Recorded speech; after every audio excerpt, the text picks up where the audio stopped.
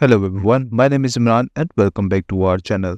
In this tutorial, we are going to talk about how you can create a subdomain and how you can install a WordPress with Hostinger. It's a very easy tutorial, so let's get started. First of all, obviously, I'm going to open my Hostinger account. Once I open that, I will end up over here and this is where I will see my hosting plan.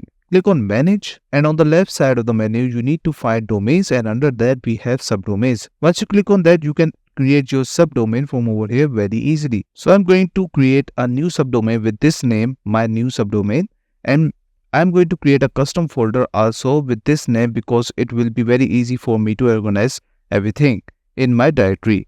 So I'm going to name that by entering underscore twice and with this same name, click on create and now we have created our new subdomain.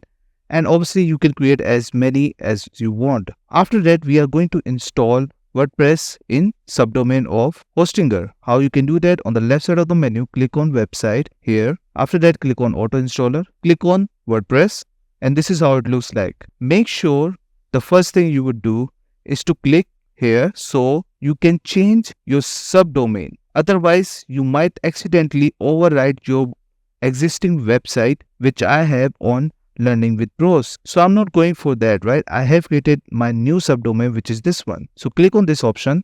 Make sure to do that, the first thing. After that, you can change the username and password and obviously enter the website title name. Make sure to do that all. The last step to install WordPress on your Hostinger is to select the version, which is 6.43 right now. And I would say that leave it as it is. And after that, make sure to leave this as well.